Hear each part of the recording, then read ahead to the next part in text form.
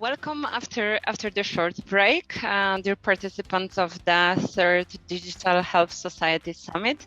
I'm pleased to welcome you to the Fireside Chat with the Digital Health Society Board Director Maritta Perälä-Heape. My name is Karolina Mackiewicz. I'm the Innovation Director at the ECHAlliance, and I have a pleasure to host the day, and as the highlight of the day to host this Fireside Chat. So you see that the title of this Fireside Chat is Data as a New Resource for the Society, and I think that it perfectly relates to the topic of the whole summit, Data for Society, and the previous discussions yesterday and today. And in this Fireside Chat, we want to explore the potential of the ecosystem level cooperation to support data-driven innovation. I have some exciting questions to our guest, to Maritta today.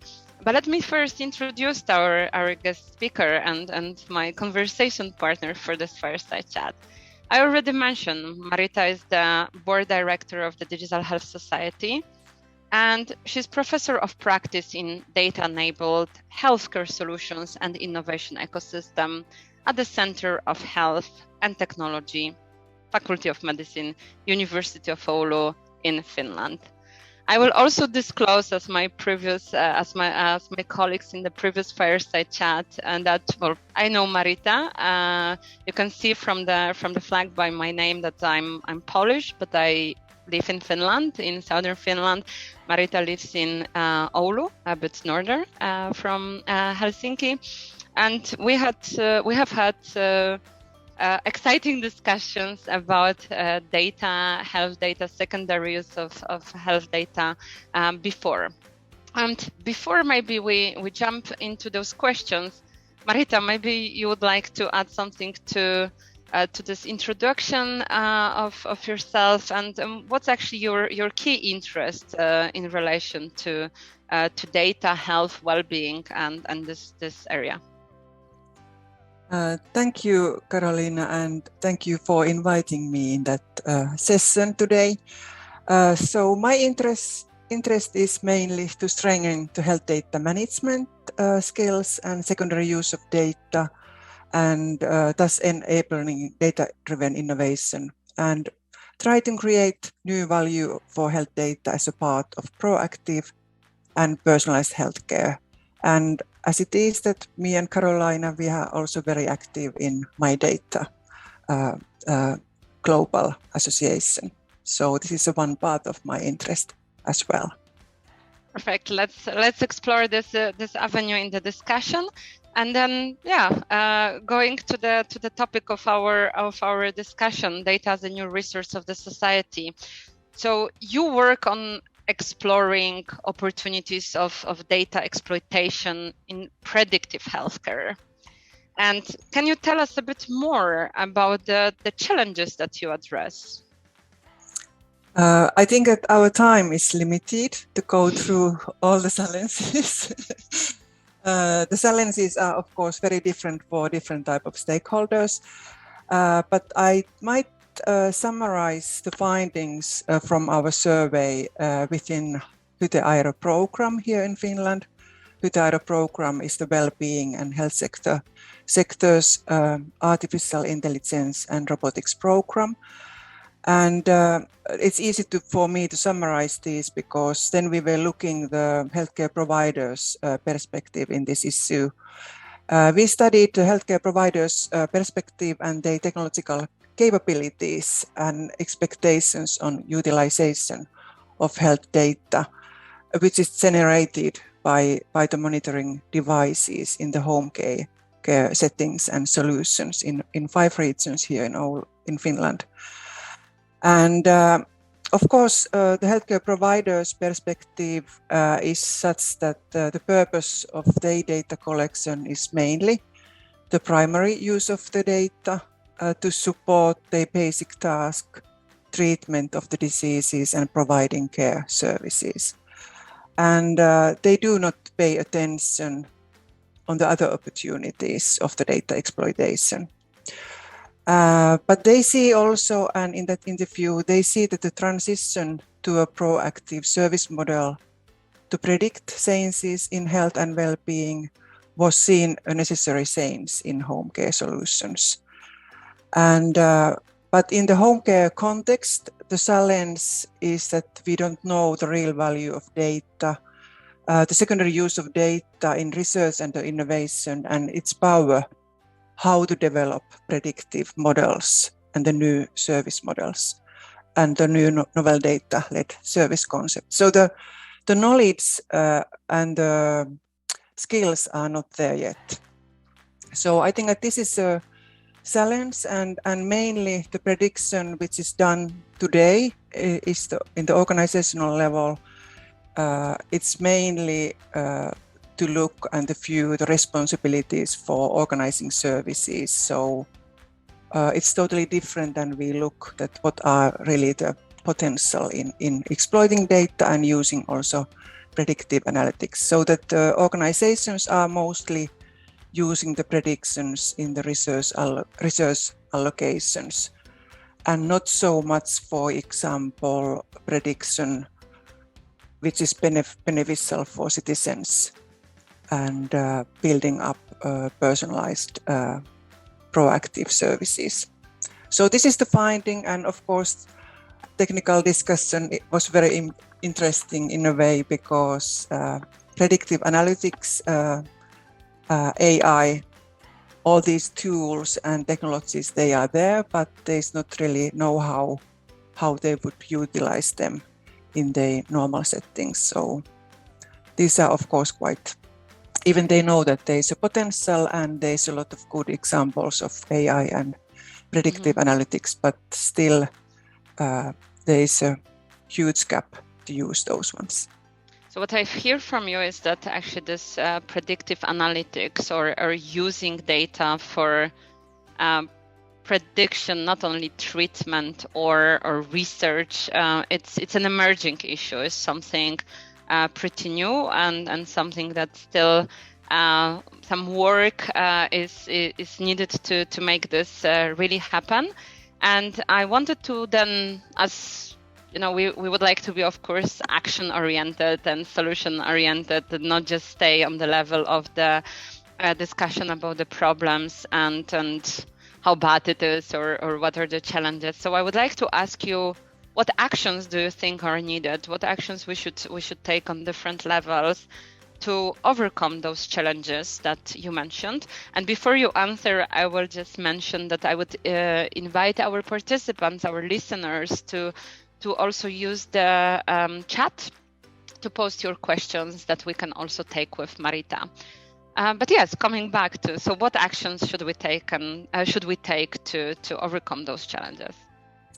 I think at least this interview that we did, the regional level and the healthcare provider perspective was such that they would like to get the overall data strategy in place, that how they could exploit the health data also in the secondary use in innovation and research. Of course, we need very good infra and good quality of data and good database and data lakes. This is a basis of that, but still the leadership is still lacking in a way on that sense. And on the other hand, we should also support the co-creation so that we have an ecosystem-based collaboration on the secondary use of data. And it could be also combined with the support and expert services, so that this might be at least one type of solution, so that we could really have the ecosystem stakeholders working together and also, of course, upskilling the knowledge at the same time. So that's why that we could create, even at the European level, in fact, collaborative data ecosystems with practical guidance and co-creation models for research and development. I think you touched on two issues, like you said, infrastructure and quality of data. You said that this is basic, but then on top of that, the leadership. And I would be interested to hear more about like how to really develop this leadership and this co-creation through ecosystem-based collaboration. Do you want to give a short comment about like what should really happen to develop or to upscale the leadership for this work? I think it is really the upskilling and the education part that, of course, we are at the same time also looking at what are the educational level in secondary use of data in Finland, in fact, in the at universities and lower education. And of course, we want to do that. This is the first part. So maybe this is too long lasting, but still we want to focus also on that. And of course, we want to highlight that how we could build up the knowledge partnership networks and these thematic networks in the future, not only going in that leadership, but so that we can open up more and even giving the examples with how we could promote the secondary use of data and highlight the technological opportunities in predictive analytics. And I think that we can achieve that in the regions, really this ecosystem-based model, so that we could combine our best expertise from the regions, even if they were academic or if the expert services are coming from the private sector, and trying to fulfill all the needs of the stakeholders. So at the moment, I'm leading a thematic network here in Finland, which is now having 5 regions where we are really building up a new service models, which are that we can enable the peer learning to support companies, research institutes, and municipal and city actors in execution of secondary use of data. And I think that this is the only way that we can also make visible our special expertise of the regions, and at the same time building operating models and capabilities of data utilization and analytical skills.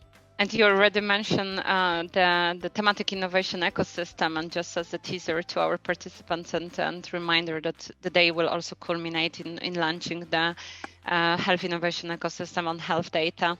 We have 2 minutes to go, so just very short closing. It goes very fast when we discuss fascinating issues. So just maybe for closure, maybe like one key message from you on what do you think are the requirements to actually take the full advantage of the data so that it can be the resource for the society? Of course, access to good quality data, healthcare providers actively building the ecosystem, improve the data skills in the society, and rethink the information management in social and healthcare. I think that this is a summary. Great. This is a great collection, and I will already say like also a great bridge to our next session that will follow this Fireside Chat with Maritta. Maritta, thank you so much for being here with us. Thank you for joining from the snowy, beautiful Oulu in I wouldn't say northern Finland. I think it's more central northern Finland to join virtually with our participants at this Digital Health Society Summit. I know that there is some links in the chat to follow Maritta's work, so please do connect and tune in. And wishing you a lovely afternoon, Maritta. And for all our participants, stay with us. We are just shortly connecting for the session that will be actually about upskilling, reskilling the society and the healthcare professionals to benefit from the digital health transformation. Thank you. Thank you. Bye-bye.